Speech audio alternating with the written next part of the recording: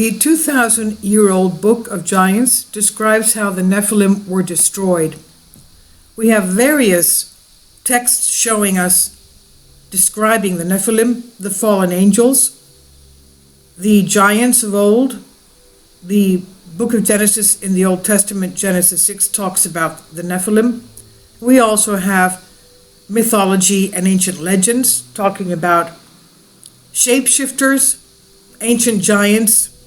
For example, in ancient Greek mythology, we have Ulysses having to escape from a giant and Cyclops and disguising themselves as sheep in order to be led out to graze with a herd of sheep.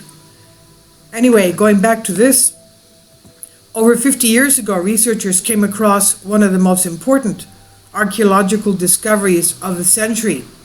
And that's when they discovered thousands of ancient scrolls. Among them, they found the Book of Giants, and that book speaks of the Nephilim and their destruction. One of the most important archaeological discoveries was made at the Qumran caves over a half a century ago. And among the artifacts discovered were thousands of antique scrolls that offered extremely important insight into our past.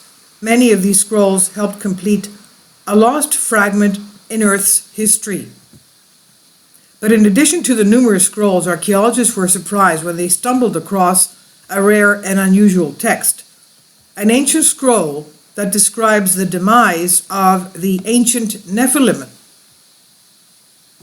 Called the Book of Giants, it speaks about the creatures that inhabited our planet in the distant past and how they were destroyed. Now let's remember the Great Flood was one of the ways that God destroyed these ancient giants, and only 8 people were saved on Noah's Ark: Noah, his 3 sons, the sons' wives, and Noah's wife. Now, according to mainstream historians, these beings kindly support my Patreon account since YouTube has again demonetized my YouTube channel. The daily posts are 5 videos daily, and they are totally different from what I have on my YouTube channel. Thank you so much for your support and that you find all my content so interesting. You'll find the Patreon account details in the description box below. Are mythical creatures that didn't actually exist on our planet, even though in many countries worldwide ancient giant skeletons have been found. Now, however, the truth behind the Nephilim might be more mysterious than any of us imagined. Starting from the beginning, we must understand that even today, in the 21st century, the word Nephilim is not fully understood. Throughout the years, scholars have proposed a number of etymologies, among them the fallen, the apostates, and even those that cause others to fall. But regardless of their name and the meaning, the enigmatic Nephilim have long been considered the giant beings that inhabited our planet in the distant past. There are several ancient texts that make reference to the Nephilim. One of those, of course, is the Book of Genesis, which undoubtedly describes these mysterious beings. And most of the information gathered today comes from the apocryphal Book of Enoch. This ancient work is historically attributed to Noah's great-grandfather, Enoch. But let's remember that even after the flood, we had giants. Let's remember in the Exodus, Moses sent 12 spies, 1 spy from each tribe of Israel, to go and see what was taking place in the Promised Land. And they saw what they described as giants, and they looked like grasshoppers to them. So you can imagine how giant these beings were. Now, Enoch plays a very important role in history, and curiously is one of the most mysterious characters in the Book of Genesis. According to the Book of Genesis, Enoch lived for a staggering 265 years. Let's remember the humans used to live a long time before the flood. After the flood, something changed. It was a geological, atmospheric difference that took place, and it had an effect on the longevity of mankind as well. Now, Enoch was taken before God, and, quote, he walked with God, and he was no more, for God took him, end quote.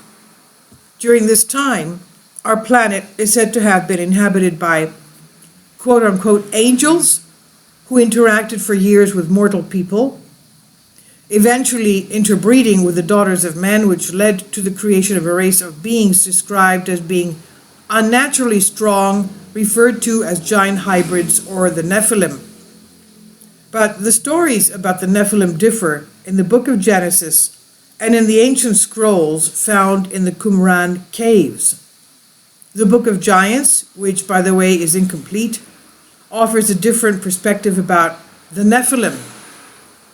According to the ancient texts, the giants and Nephilim became aware that due to their violent ways, they face an imminent destruction. They asked Enoch to speak on their behalf to God. The ancient text details how the Nephilim lived on earth and created chaos and destruction. At one point in history, they began having prophetic dreams of Armageddon as fear swept through their hearts. And according to the texts, the first of the Nephilim to have such prophetic dreams was Mahwai, the Titan son of the angel Barakel. According to his dream, a huge tablet was submerged underwater. As the tablet surfaces, only 3 names are left. This is believed to symbolize the Great Flood and eventually the distribution of all but Noah's sons. 2Q26 says, they drenched the tablet in the water. The waters went up over the tablet. They lifted up the tablet from the water of. Now the Nephilim were unsure about the meanings of their dreams, and they spent time debating what Mahwai had dreamed. However, they were unsuccessful in interpreting the meaning. And not long passed, and 2 more giants, Ohya and Hahya, the sons of the fallen angel Shemyaza, began having similar dreams. Ohya and Hahya dreamed a tree being uprooted, all except 3 of its roots. Thereupon 2 of them had dreams, and the sleep of their eyes fled from them, and they arose and came to, and told their dreams, and said in the assembly of their comrades, the monsters, in my dream I was watching this very night, and there was a garden, gardeners, and they were watering. 200 trees and large shoots came out of their root. All the water and the fire burned, and all the garden. They found the giants to tell them the dream. Once the giants became aware of the prophetic nature of their dreams, they sought out the help from Enoch. To Enoch, the noted scribe, and he will interpret for us 12 the dream, whereupon his fellow Ohya declared and said to the giants, 2 had a dream this night. O giants, and behold, the ruler of heaven came down to earth, and such is the end of the dream. Thereupon all the giants and monsters grew afraid and called Mahwai. He came to them, and the giants pleaded with him and sent him to Enoch, the noted scribe. They said to him, go to you that you have heard his voice. And he said to him, we will, and interpret the dreams. How long the giants have to live. Of course, there are sections that are missing here. That's why much of this doesn't make sense. But you get the idea. They had to go to Enoch so Enoch could interpret the dreams and tell them how long they had to live before this watery destruction. However, Enoch was not on earth anymore, so the Nephilim sent out one of them on a cosmic journey, and after the cosmic journey, Mahwai comes to Enoch and makes his request. Notice the peculiar description. He mounted up in the air like strong wings and flew with his hands like eagles.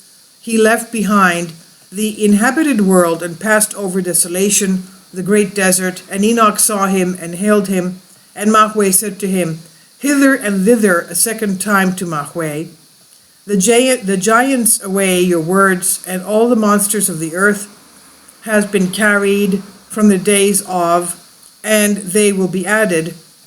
We would know from you their meaning, 200 trees that from heaven came down. If we analyze the above text carefully, a peculiar interpretation can be derived from it. He mounted up in the air with his hands like eagles. He left behind the inhabited world and passed over desolation. Interestingly, many people would agree that described in this ancient text is a journey that leads towards space, leaving the planet behind, describing the rest of the planet as the traveler was leaving Earth's atmosphere. It can all be resumed to our personal interpretation, which eventually depends on our beliefs. Now, returning to the Book of Giants, we find that Enoch sends Mahweh back to Earth, promising only that he shall speak to God on behalf of the Nephilim. However, the tablets Enoch sent as a response did not bring good news for the giants. 4Q530, Fragment 2. The scribe Enoch, a copy of the second tablet that Epoch sent, in the very handwriting of Enoch, the noted scribe, in the name of God the Great and Holy One, to Shemihaza and all his companions, let it be known to you that not, and the things you have done, and that your wives, they and their sons and the wives of their sons, by your licentiousness on the earth, and there has been upon you, and the land is crying out and complaining about you and the deeds of your children, the harm that you have done to it, until Raphael arrives. Behold, destruction is coming, a great flood, and it will destroy all living things, and whatever is in the deserts and the seas, and the meaning of the matter, upon you for evil. But now loosen the bonds binding you to evil and pray. So that was part of the fragment having to do with the Book of Giants from the Dead Sea Scrolls of the Qumran caves. This is from Ancient Code on Humans Are Free. Reference Gnosis Library, the Book of Giants. So it's good that they found this, because this, of course, tells us a little bit more about the Book of Enoch, which talks about Nephilim and giants. Please leave your comments, and thank you for your support.